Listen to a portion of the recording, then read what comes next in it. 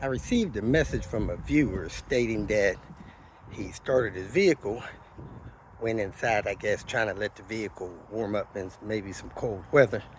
He came back out, the vehicle was not running, and it had a odor that maybe indicated something electrical had burnt or caught fire or something like that. That's what I suggest.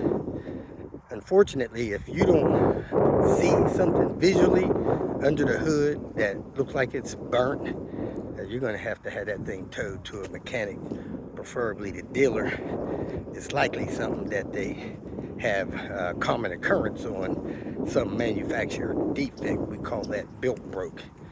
But hey, if it doesn't have any compression, it's not starting, you got a burnt odor, can't figure out what it is, go ahead and have that thing towed to the dealer, let them sort that out for you.